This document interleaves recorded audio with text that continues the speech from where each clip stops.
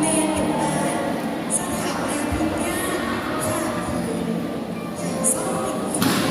เลี้ยงลูก2 คน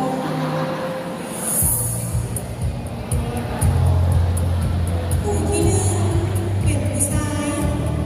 ผ่านการปกติเป็นคนเอาแต่ใจตัวเองขี้ดื้อบ่ช่วยเลี้ยงแม่และน้องเฮ็ดเวียกเรือนเลยอยากได้แต่เงินบ่รู้ซ่องหาเงินช่วยแม่เวลาไปโรงเรียน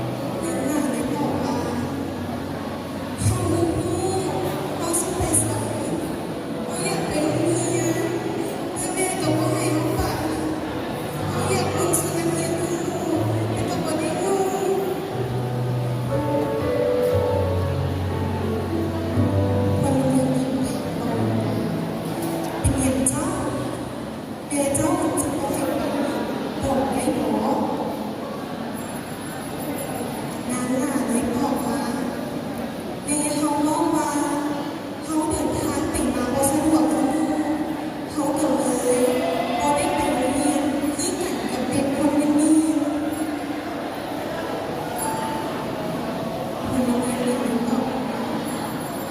โอ้ค่อยเห็นใจเจ้าเด้อ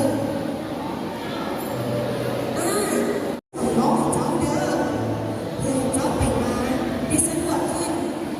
และไปโรงเรียนหากที่เจ้าอยากดีโลหากได้ตอบว่าดีดีที่สุดเลย หลังจากนั้นพลเมืองดีก็ได้โทรศัพท์เพื่อเอื้อนหัวล้อมาให้เขา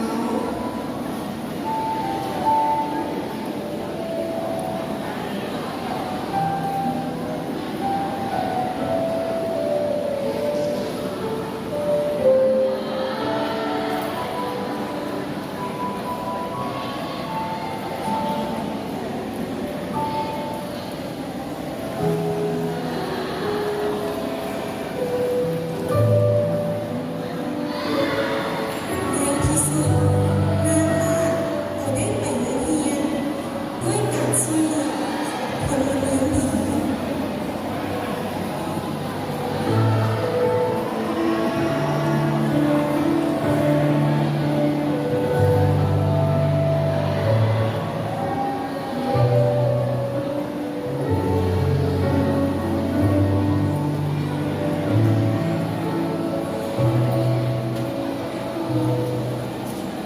หลังจากนั้นเมื่อต่อมา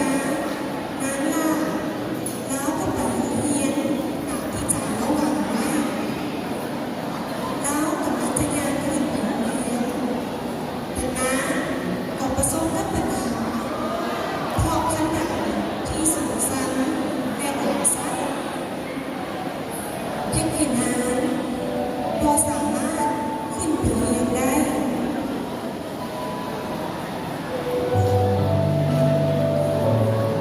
ในขณะเดียวกันหมู่ที่เฮียนอยู่เฮียนเดียวกันกับเราก็ย่างผ่านมาเห็น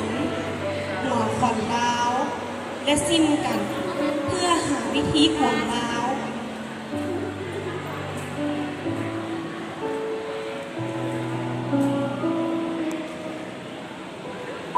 และได้ยู่ล่อของลาวลิ่นไปมาอย่างนวลซึ้ง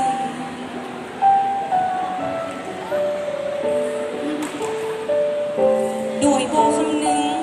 ถึงความรู้สึกของล่าเลย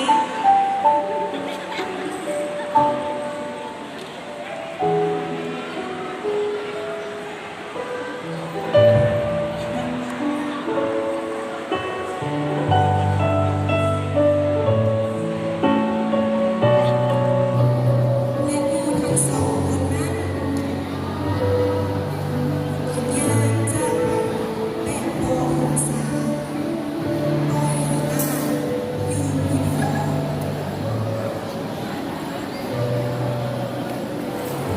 นี่คือเหตุการณ์ที่เกิดขึ้นแท้จากชีวิตจริง